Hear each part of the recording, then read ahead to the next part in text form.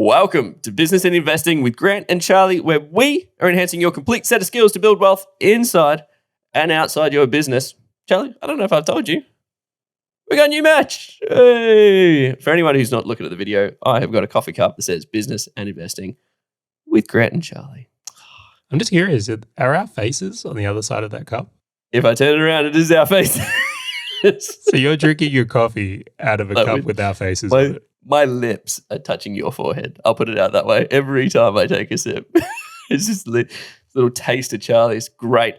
Now, if you're sitting here saying, how do we get merch? That's a weird question. But hey, we'll probably tell the email list first before anybody else. So head over to businessandinvesting.com/newsletter, put in your details, and I'll get Charlie to tell you every single time we drop one of these lovely merch buys or potential. Now, before we get started, or I screw this up, let's cue the disclaimer. It's Charley here from Business and Investing, and I need to let you know that Grant, myself, and the Business and Investing team are in no way, shape, or form qualified to give you personal or specific financial advice. We strongly encourage you seek out and use professionals when you are making investment decisions or comparing investment products.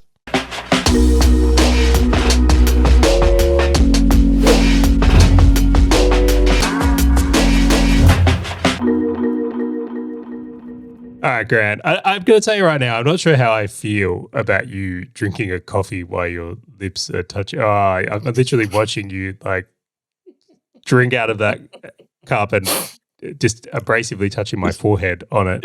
It'll never be the same again. Hey, it was my wife's idea to put your face on this side. Well, the merch itself actually looks fantastic. I'll say, great. Excellent job, Hazel. Like, well done. Totally. And now I just can't picture this. I got to drink it from the other side. Let's get into it. All right. So today's episode, we're going to be talking about due diligence. And Grant, I'll ask you this question here. Have you ever ended up in a position where you're like, if I just checked that? I feel like this is like a daily occurrence. Just in general. I'm like, yeah, I didn't check it enough. Have you ever followed a due diligence process well and it's actually saved you a lot of money? Not really. No. Interesting. I have. No way. Yes. So we were looking to buy a property, and a part of the due diligence process was checking that all the works on the property had been legally done. So what it turned out is this person had essentially renovated their home into a duplex and built a granny flat on the property and just not ever engaged counsel at all. They'd just done it. My favorite humans. Yeah. So if we bought that property without that due diligence in place and it was to come to terms that this works have been done, we would actually be liable. So we passed on that property for that reason, with the hundreds of thousands of dollars of potential damages would have been done on that to either restore or then rectify to the level that would be needed.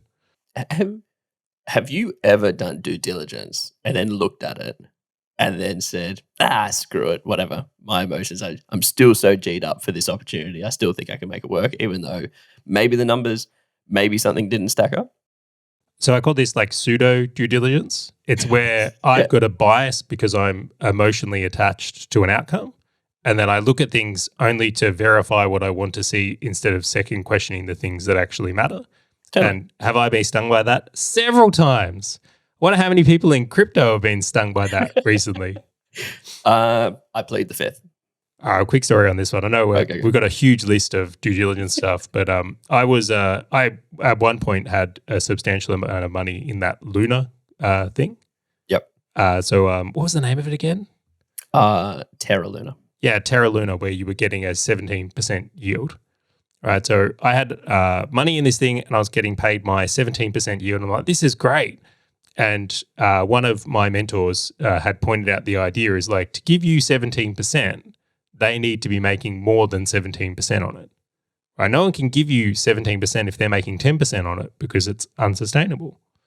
And I reacted and said, well, they definitely are. There's like things you don't understand. And then he's like, do you understand it? And I'm like, shit, no. And he's like, you might want to look into that. So I went and looked into it, and I on that website that has really interesting things. So if you put money into it that they were lending out, they were giving you 17%. but they were actually loaning the money out at sub 10%. So it wasn't sustainable. So I'm looking at this and I'm going, well, that's not sustainable. And this is well and truly before it imploded. I actually got all my money out because of that advice. Now, I'm very fortunate. I got out well and truly before it imploded based on someone pointing out the flaws in my due diligence, because I was just so excited by the tech and what it was doing. And I was seeing like peer-to-peer lending options and what I thought would evolve into eventually becoming something that may be used in property, right? But, well, actually, not everyone knows how that story went, but I'll put it this way. If a company is paying 17% out and they're only making 10%, what do we think would happen, Grant? I was gonna say you could probably imagine where that thing lands. It's similar to like you look at a lot of the tech companies on like the S&P, which is the US stock exchange, and they've got like a valuations through the roof to the point that the best investors in the world still can't understand how to value a business, and they're like, well, is 5 times earnings good or is 50 times earnings good? Like we don't know. Like, how do you actually look at that? And so it's a challenging thing. Would you know what disturbs me about that one? What? And everyone's like, oh, but I'm not invested in those things. Do you have a super fund? Oh, you are. You might be. I'll say might be, not all. But if you're index investing into those things, and I realize the nature of index is to diversify, so you don't have to do due diligence at this level. But I would say there's some rather concerning things that go on with valuations as another one there. And then people's, well, did you do diligence your super fund? Do you even know what your super fund is invested in? And I know we're not allowed to talk about super or give financial advice, but I would say speaking to a financial planner or actually doing some research and getting involved in it could make a huge difference in that area. Completely. What is it? Ignorance is not a strategy. I don't know. I've seen The Matrix, right? And there's that one scene where Cypher's back in with, I think it's Smith is his name, and he's eating the steak and he says, ignorance is bliss. Right. I do think there's a lot of people that have a huge amount of ignorance that are happier in life than you and I. Yeah, there's a lot of 3-year-olds out there with smiles on their face. I'm not advocating that as a strategy, though. I really am not. I think I would. I am a person who likes to take responsibility. Totally. Should we kick off these ones? Yeah, you can kick off number one. I loved your points here because I've definitely not done this one. So one of the fascinating things that I always find, and I just find myself repeating this over and over again. Hang on, I've got to interrupt you. I didn't set this one up at all. So what we're actually going to do in this episode is Grant and I are going to go through 3 points each of things we do with due diligence that I think could potentially level up someone's due diligence process. So these are things you can include in your own due diligence process and potentially apply to either business stuff or investing stuff. But please note, these aren't the only ones. These are just the ones we think are particularly weighted for us and you want to incorporate with others as well. Definitely. It's not intended to be the whole process of due diligence, just the extra things that can potentially make the difference or some extra spices, right? And then I also feel like if you're looking to date someone, you could also apply these. Do you know, I'm looking at this list. That's actually a great idea. the details. So if you're looking to buy a business or potentially invest in a property or validate a new potential mating partner, this could make a difference for you. This list is perfect. So the very first one is, and I find myself saying this to a lot of people. So a lot of people get into scenarios where they're asking, hey, Charlie, how should I approach this problem that I'm facing? How should I approach this? And the best first question is always like, well, what goal? Like, where are you actually going to? Because the answer is going to be fundamentally different, right? And it's no different when you're looking to buy a business or an investment asset or get a partner maybe. It's like, what are you actually trying to achieve? Are you, I don't know, maybe you're going for more profit per month. And so you're looking to acquire a business that already has existing profit and you're trying to bring that in. Or maybe you're trying to build your email marketing list and you're going to acquire someone else's email marketing list. And you go, okay, that's going to be a better asset for me because it aligns to my goals. But so many people like the idea or the concept of buying an asset. That's the opportunity. It totally is. I get totally bought into it. And one of the interesting things was, so I used to have an e-commerce store. This was back in the SEO days. I used to just spin up e-commerce stores, drop ship them, and then look to try and sell them. And it was really interesting. This guy who bought one of them. So we were ranking like 2 and 3 on Google for a whole heap of different terms. And this website sold chicken coops, dog kennels, etc. So if you typed in chicken coops, we're in the top spots. And this guy had reached out to us and he's like, I just want to compete with myself with brands where people don't know that it's coming from the one company. And so his whole goal was accumulate all places on Google. So he was just looking for people who had spots on Google. And he's like, I don't care about your products. He's like, I don't care about past customer lists. He's like, all I want is your social assets, your website, and your rankings. And he's like, that's it. And I'm like, that's awesome. You have perfectly aligned what I'm looking to sell with the goal that you're trying to achieve, which is if you click spot 1, 2, 3, or 4 on Google, it's all him. See, I like that. That's a good alignment, right? He's very clear. Purely clear. Everything else was irrelevant to him. He's like, this is where I'm going. As long as all the numbers match up for that, I'm happy. I had to go with the opposite one here of like where it, I see it not work out so much. And I've looked at this.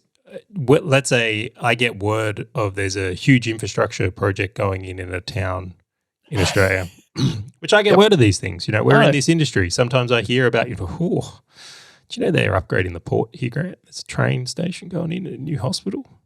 Buy. Yeah, like I'm literally saying in my head right now, well, you'd want to buy property in that area.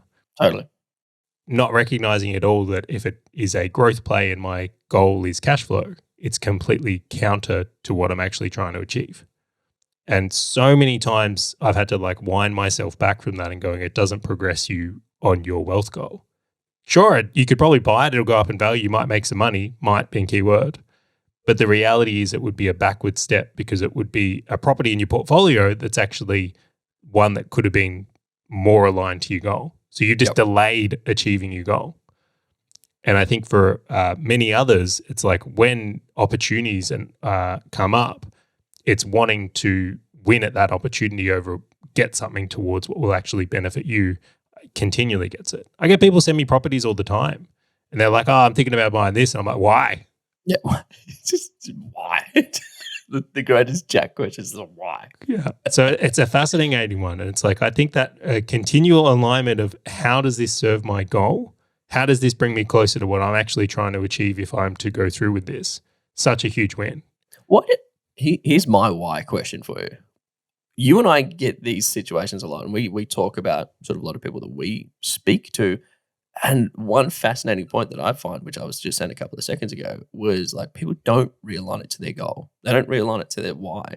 Do you think that this is because they don't have a goal or they don't know what they're trying to move towards and just any activity is good activity? Why do you think that it takes someone like you and I to go like, why? Why are you looking at this? Why do you think this is a good investment? Would you believe I put thought into this?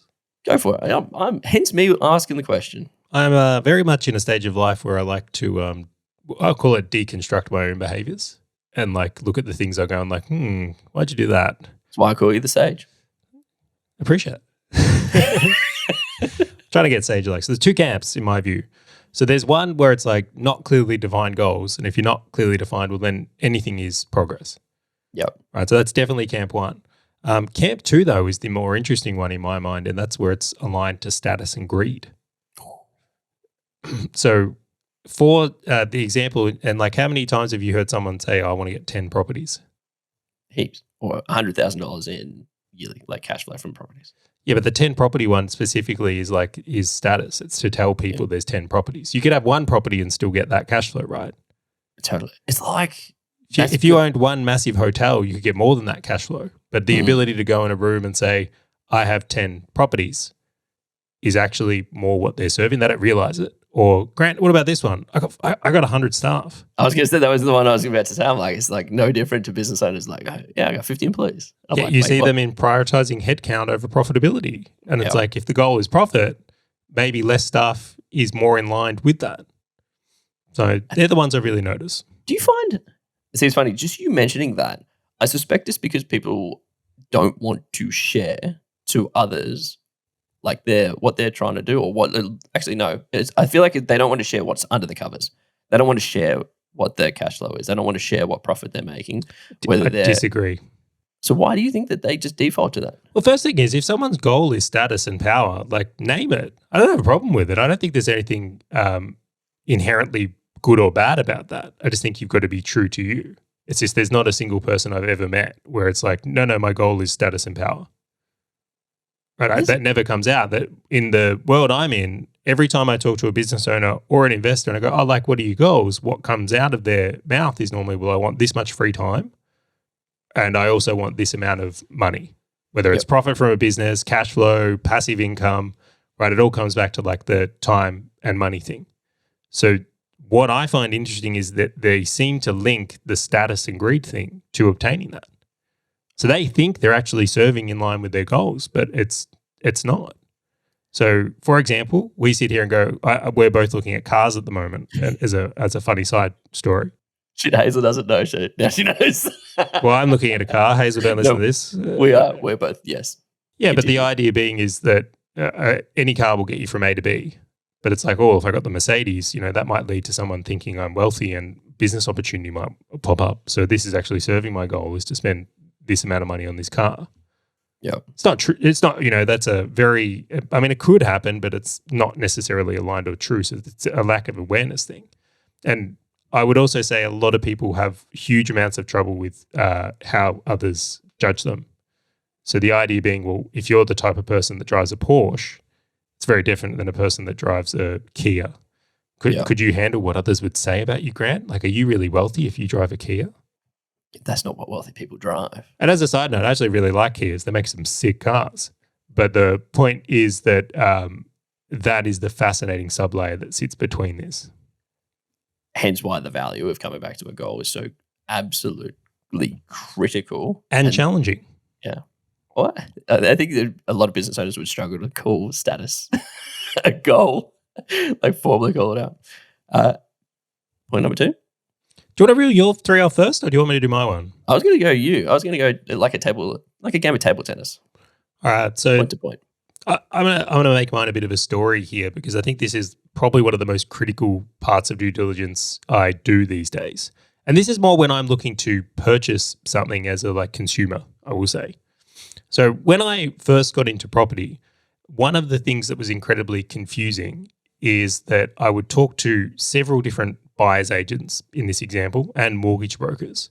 And I would go and speak to them and basically they all conflicted with each other. So I'll just use property as the example here. I'd speak to someone, they're like, mate, blue chip property is the way. You just buy Melbourne and Sydney in the blue chip areas. All that other stuff is garbage. Yep. Another guy go, look, you can't buy in blue chip. You've got to develop. Like all the money's already been made in blue chip. If you don't manufacture growth, you're screwed. Go to the next person. They're like, both those guys are full of shit. Commercials where it's at. All right, so I would getting more and more confused about each of these things and which one was right for me. I was like, it was building up and there's this one question I developed that really changed everything for me. So I went to all of them and I said, all right, so for people in my situation, and by my situation, I'm a young family, I'm in my 30s, these are the resources I have available to me and I'm a business owner. This is what I'm trying to achieve. Like, this is the end game. How have you helped people like that? Show me how you've taken someone from my situation to there, and then we can see if we're a right fit. And it became very, very, very apparent to me that no one had ever asked any of them that question. Because it's scrambling. What do you mean? Yep. Yeah. So I looked at that as a filter question because as soon as I asked that and they had to draw from the idea of past people like me that they'd achieved, game changer, absolute game changer. So rather than talking about, in this case, the asset, they had to talk about how that person's situation applied to that. Yep. Where if I had just bought purely on the idea of who I liked the most without that filter, it could have gone really poorly. And there's a really great example of this is like if you're a doctor and you love being a doctor and you're in a government sector, really stable job, never going anywhere, for you a negative gearing strategy in doing blue chip property might be the dream. Might work really well for you because you pay a lot of tax. Could be the best strategy that you run. Yeah, for a business owner, though, that potentially will need times when they want to reinvest in their business and they won't have cash flow to support a negatively geared property in that example, that's a terrible idea. But both strategies could work. So the investor is the problem, not the investing. Yep. So a very, very interesting thing people look at when they're looking for better or worse, it's like, well, it depends on you. So developing that filter question as a consumer, or in this case, I'm referencing it to being like buying buyer's agent services or mortgage broking services, which in both cases, that this is where I look to it and go that Goose from Dashdot really well spoke to me on that and was very helpful, which is why I elected to go to him. And with Aaron, our mortgage broker, it was the same thing. He was like, I'm a business owner and I'm doing this. The challenges I'm facing personally are the ones you're going to face. And I'll be able to navigate my way through this better than others. The one thing I loved about Aaron was talking about all these different ways to get financing that like no other mortgage broker that I spoke to even knew about. It's like, oh, you can do that? Like I still remember the first investment property that I got, and Aaron got financing. This was the second one. Aaron got financing from it. And I went and spoke to another mortgage broker friend of mine. He's like, I don't even know how you got financing for that. I can't even get financing for that. And I'm like, there it is. Like, that is awesome. Not to mention that when he's specialized in this now, then more business owners work with him. He gets more experience, more messed up situations. So then when I go to him next, it's like, all right, I've already crossed this one now too. Let's keep going. Yeah. So it becomes the self-fulfilling prophecy when someone does specialize in working with a person like you. Did you ever go to someone like Goose, for example, and just say, hey, can I speak to some of the people that have bought your services that were in a similar situation to me? Yeah, so we're not playing table tennis anymore. I'm taking another point then. So this was my second point on this one. And this one doesn't apply as just a consumer. This one could actually apply if you were buying a business as well here or any other type of acquisition in this way. So when I asked that first question, the second question I ask, which is incredibly powerful, is going, if they say they have worked with people like me, I say, can I speak with them? Yep. Now, if someone says no, that's a big red flag that they're spouting bullshit, right? Because if someone's helped people like you and they're proud of that result and it went well, the best thing they could do is put you in contact with them. Totally. If they're heavily resistant to that or start coming up with what I'll call fables, then that's a pretty red flag that they may not be as they seem. So that's one of the things you really got to look for. Now, they may not have an answer you like, but at least if they're honest, you might continue the conversation. But when someone lies in that environment, like the relationship of trust has been broken. So if you were, and we'll go even further than this, let's say you're going to buy a business and you ask to speak to the clients of the business. You go, look, sign your documents and all the rest. So I'd love to speak to some of your customers in the experience of working with you. If they say no, that would be a pretty big red flag. Pretty big red flag. This was I got two stories on this one. So one of the first ones was one of the companies, Focus HQ, which is an enterprise project management company. A lot of major enterprise companies that we would sell into would mandate conversations with existing clients because they want to understand that we can do the thing. Like, this was not even to buy a business. This was literally in order for them to buy products from us. They're like, we need to talk to them. It's like, why? And they're like, we want to understand challenges they faced, how you went about solving it, how you were operating, etc. I'm like, that's like just a setting for buying a service, let alone buying a business, which is, or an asset in this example, I'm like, which is so much more of a bigger commitment. And so for me, it opened up these doors of like, well, why do they do this? And obviously it's risk mitigation. Like, well, if you've solved this problem for everyone else and they can articulate the problems they faced, we don't have to face the same challenges, but we also get to ask them pointed questions around like, how did you go about solving the problems? How did you approach it? And how were you throughout the entire journey? And I took that to heart because I'm like, this is fantastic. This is not just a me buying businesses or buying assets or anything. I can just apply this to everything. I can also apply it to potentially finding a new mate. For example, Charley, like I can go talk to all you're dating a girl and you go, look, you look all right. I'd like to speak to your friends. Or I want to speak to your exes. I want to speak to the old customers just to understand what happened. This also applies to staff, right? If you're going to buy a business, speaking to the staff or suppliers or joint venture partners, I think would be a really wise thing to do in general. Totally. During my drop shipping and buying e-commerce businesses days, Charlie, I bought a business called I think it was called fairingkits.net or something like that, right? You There was a totally guy would. over I in can Europe. see you doing that. I totally did. Hey, I loved motorcycles, and I'm like, hey, I replaced so a fairing is the plastic bit on the outside of like Japanese looking motorcycles. So anyway, I bought this guy's business, and my due diligence at this stage, you're talking like 10, 15 years ago when I did this, was like zero. It's like, cool. Like you want to transfer your entire website to my server, and you would just give me all your old customers and all that kind of stuff. Yeah, cool. No reason. I'm in. And I'll get your SEO rankings and everything. Spoke to no customers.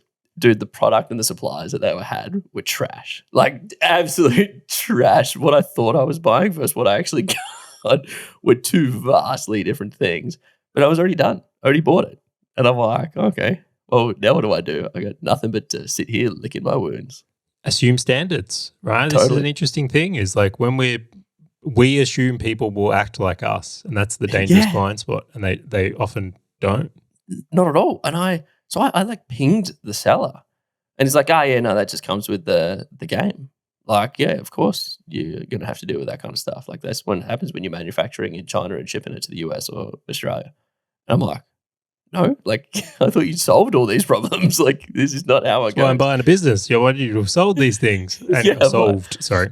So yeah, and just by speaking to past customers, I would have been able to see all the complaints. Looking at their support portal, which was non-existent on an email address that I did not get access to, of everybody complaining. You did an excellent job of due diligence on this one.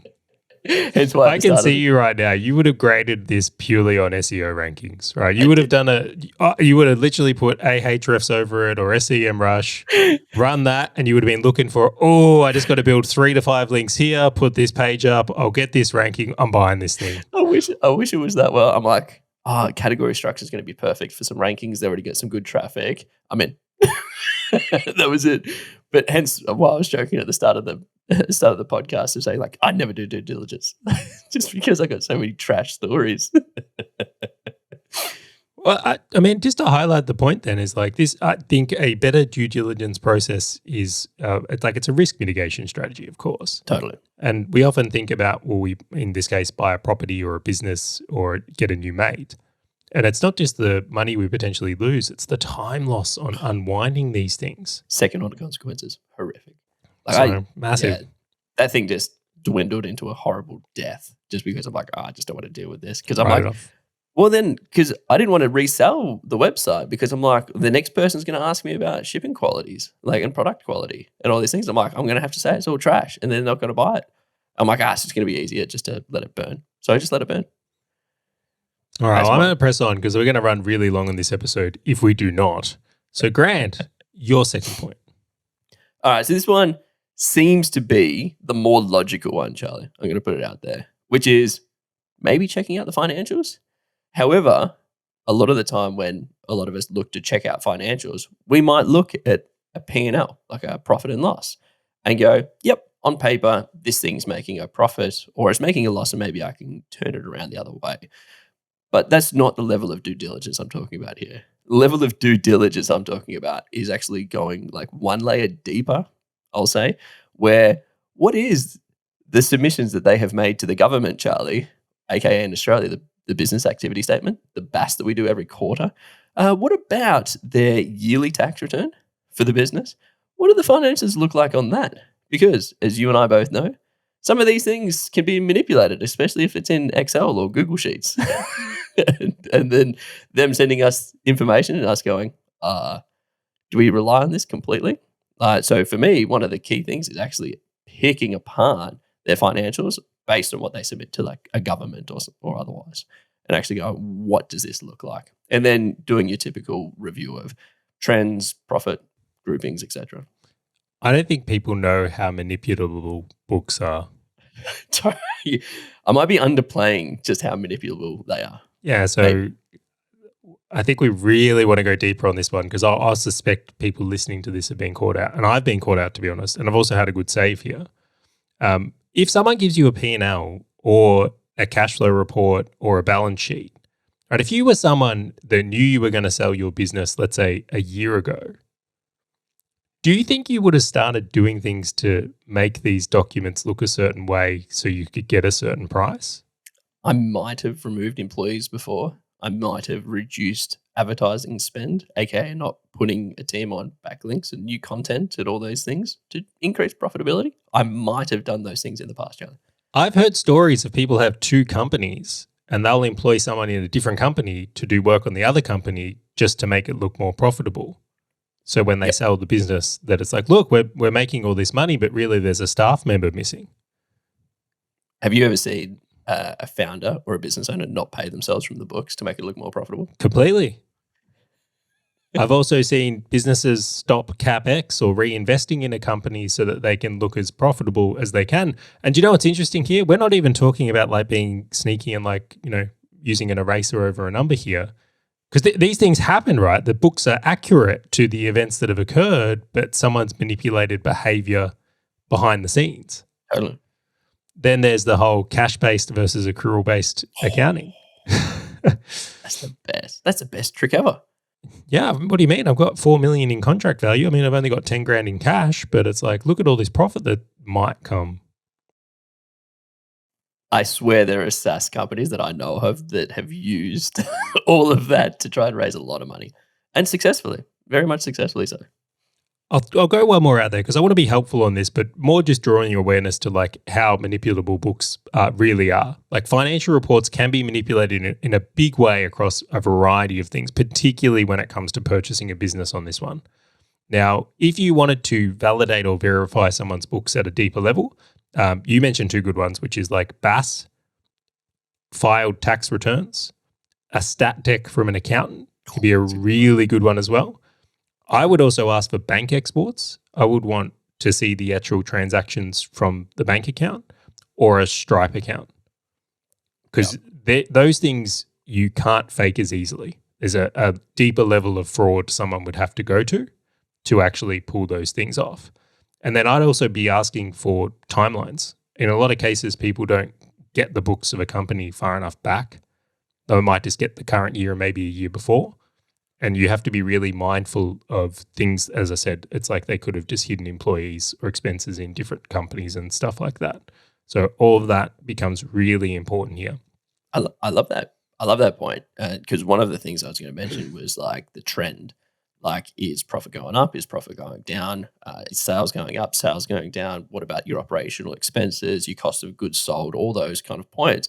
The best way for you to get any understanding of how it is today is looking back. And I'm not talking about, to your point, I'm not talking about looking back over 1 month or 2 months or maybe a quarter, to go back years and have a look at the trend. Like, what is the story of the business? And at Focus HQ, we call it the story of a project. Like from the start of a project until now, like 2 years later, when has it done really well? When has it not done very well? What has someone done to try and solve it? And it's the exact same here. It's like, what did the business owner do to make it really profitable? What did they do to increase sales? And how is it now looking based on what you're looking to purchase? And I think that the trend and those historical views actually tell you a lot.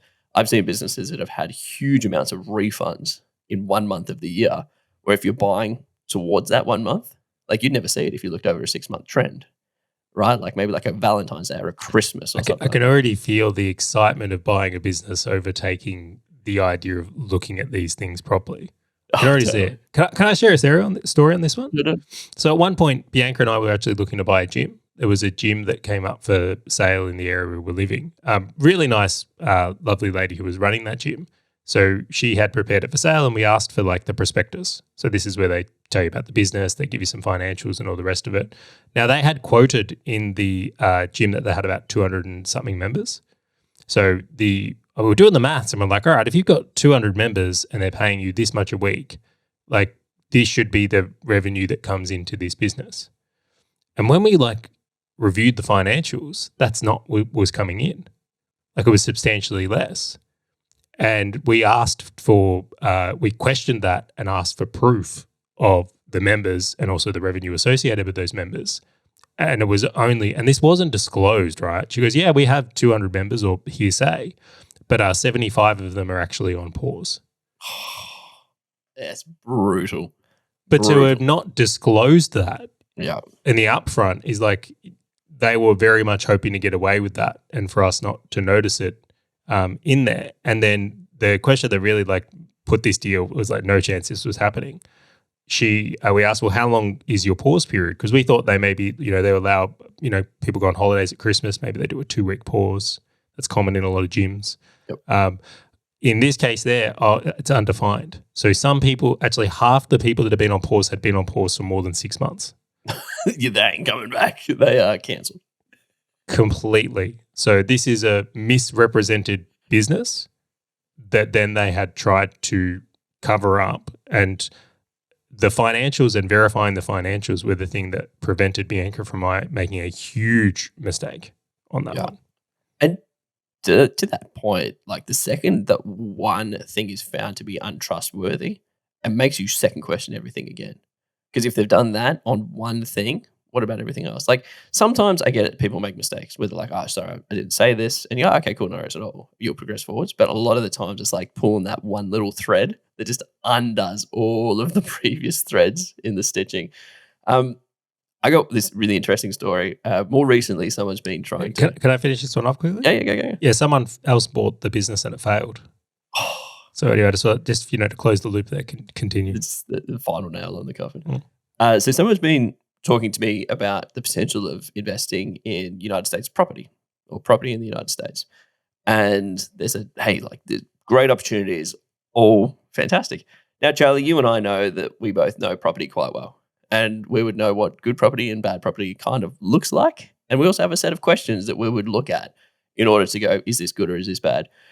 This person sent me a P&L, and I just looked at this P&L, and I'm like, wait, where's like land tax? Where's the property management fees? Where are all of these other things on the P&L? And his response was, oh, that's the P&L I got from the seller. Yeah, no, they just must have forgot it. Right.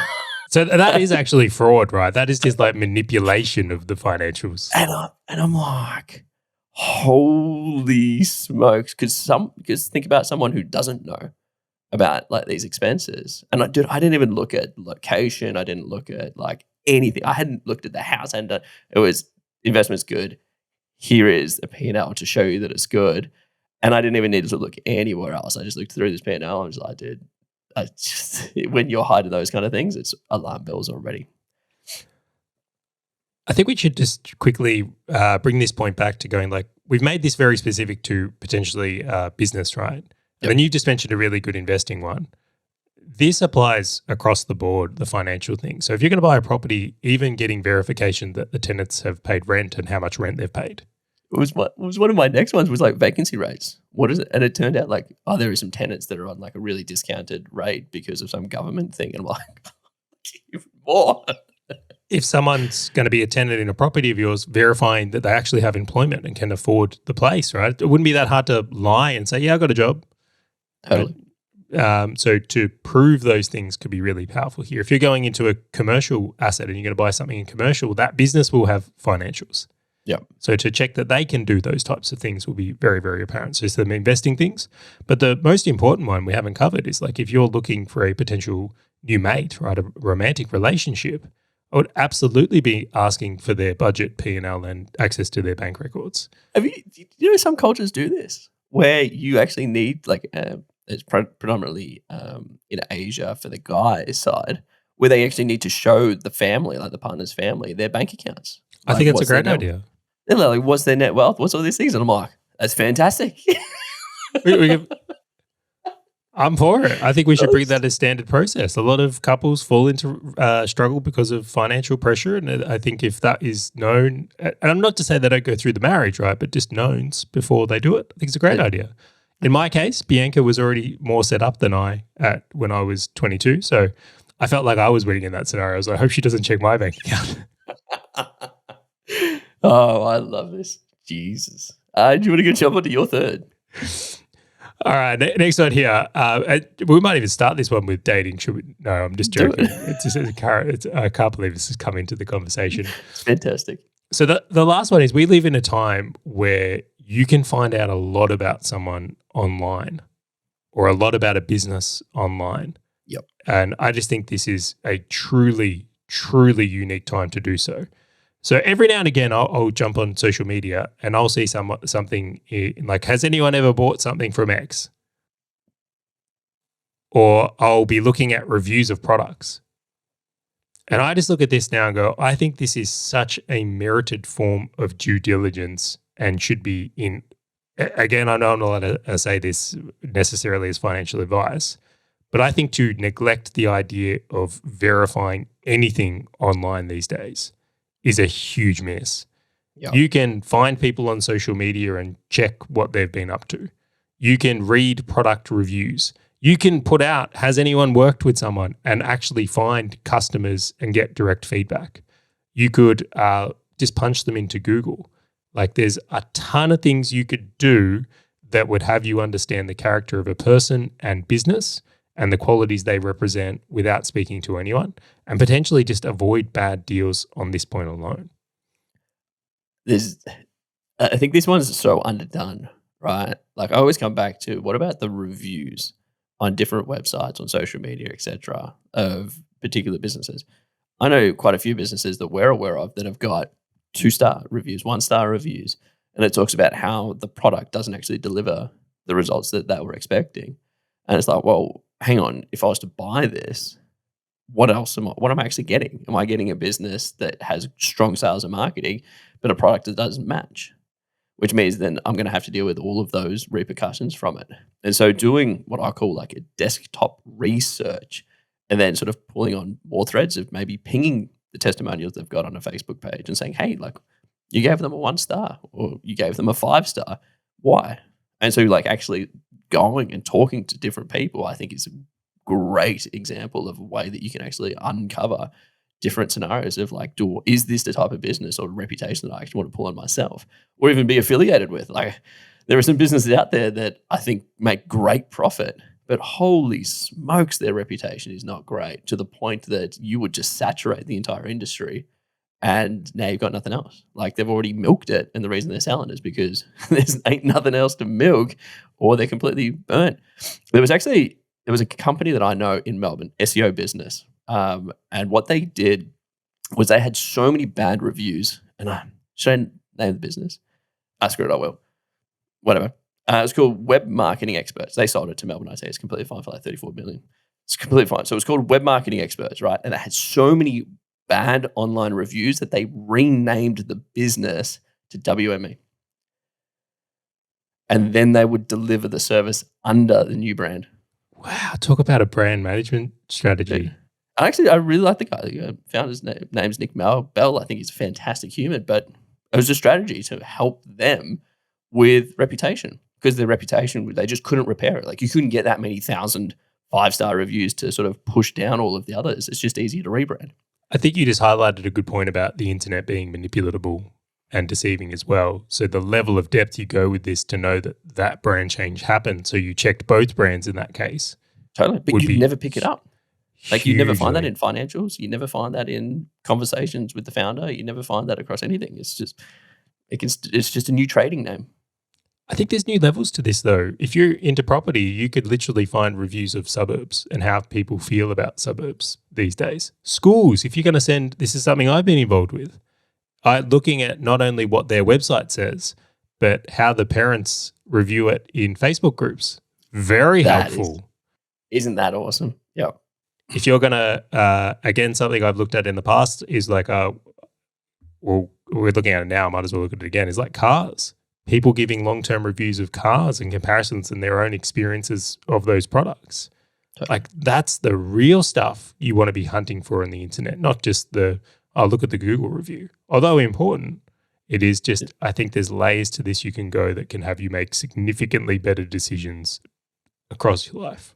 I'm just going to riff on that point. So one of the businesses called Everdebt, which is a dental inventory management startup. So you can see all of like their reviews online and everything like that. But in the dental sphere in Australia, there is one Facebook group that you would argue that 70% of dental nurses are in. And it's exclusive. Like you have to basically prove that you are a dental nurse to get in this group. And all they care about are the reviews that sit in that group. And like no suppliers can get in. Like we can't get in because we're not in the industry. And it's like all that matters is what they say in that group. And so if you were to buy something, it's like, well, how do you get access to their group and actually see if people like Invident, people don't like Invident? Like it's the greatest feedback. I would find a dental nurse, pay them, and get them to go into that group and do research for me. Completely. But I'm like, but you can't, like, that is the next level of looking at that reputation. Like you can't find that on Google. You can't find that just by like hitting search on a brand. Like you have to have someone who has that knowledge that can get you in and say, well, what are they saying here? What are they saying in this forum? What about in a paid mastermind or something like that? Like there are different ways. So I love this one. Do you know what comes up in many of our points here that I would love to like recap on or reiterate here? Most of the things we're talking about are obvious and I think everyone would do at a certain level. It's the next level deeper than these things that makes all the difference. So the idea being is like people probably speak to 3 different options before they buy. But do they ask the question of like, who have you helped like me in my situation with my goals? Like that's the edge in that example. Or asking to speak to their customers and then actually doing it.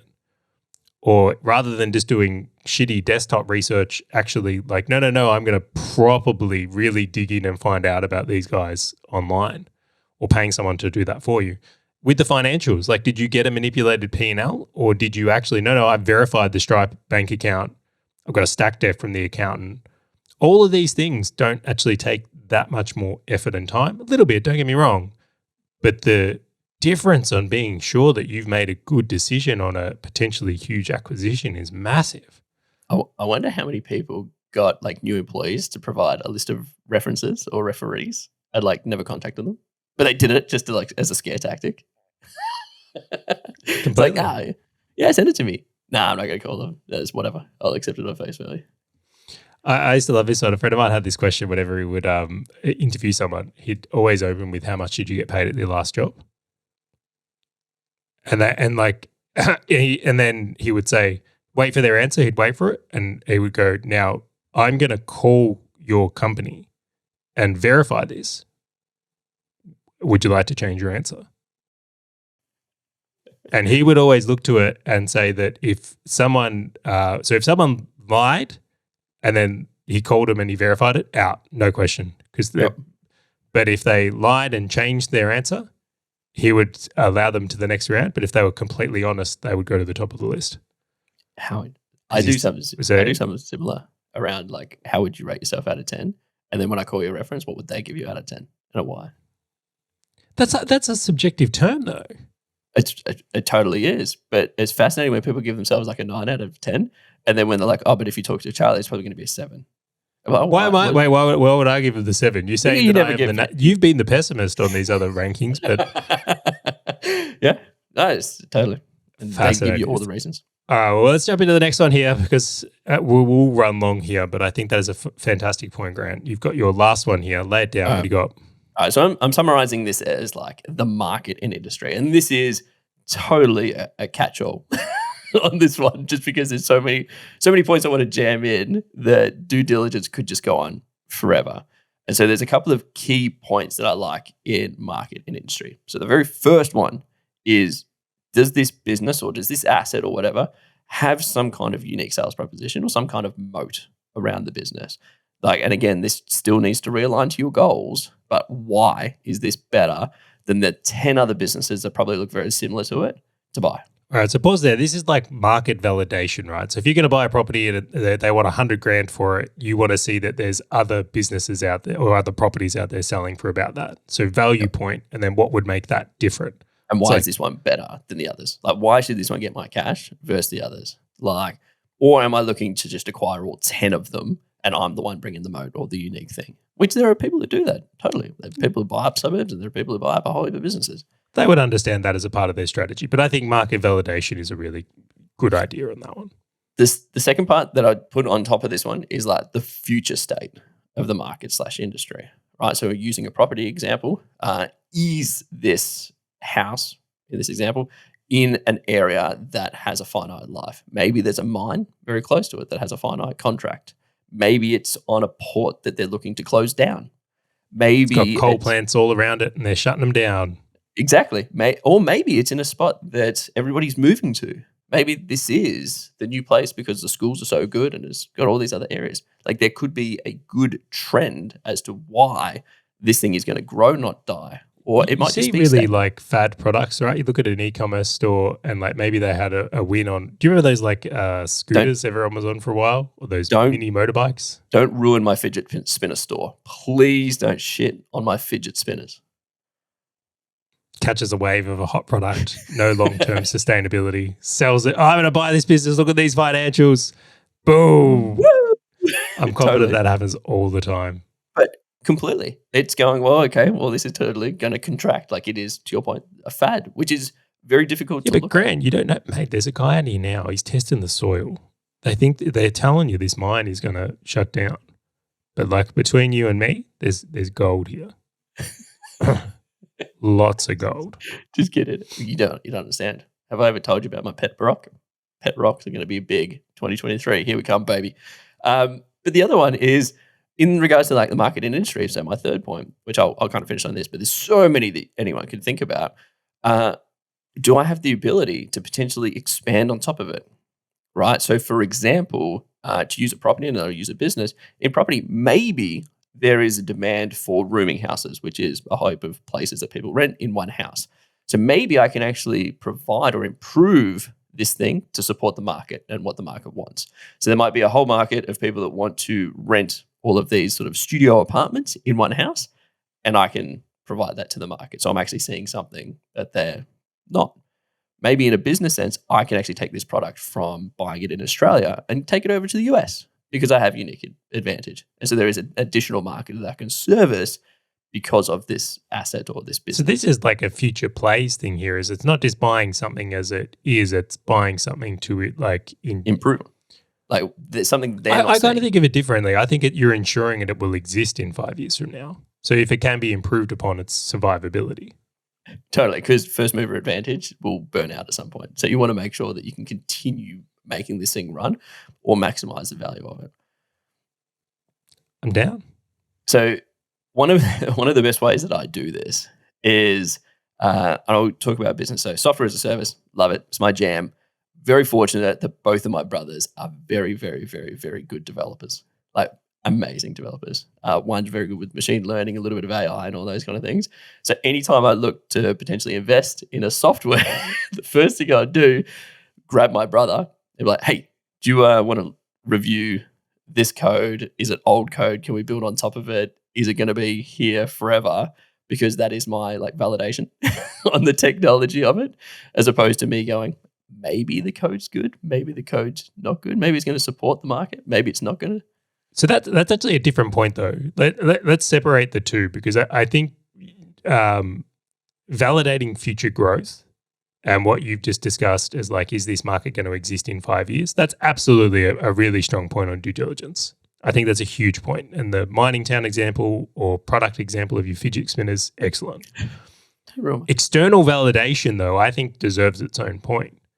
Because this could be your fourth point. I'm for it. All right, we'll make it Charlie's fourth point. I mean, we never play by the rules on this podcast anyway. Like we say we're going to do 2 points each. It already goes to 3, and now there's 4 for me apparently now and 3 for you. But external validation is a very interesting thing in itself, and I love this as a due diligence point. It probably should have been the first one we did and the most important, because when you get someone else to externally validate it, your bias is removed. Yep. So you might love, in your example, this software, right? So it's this SaaS, you can see future demand. Holy crap, it's a growing industry.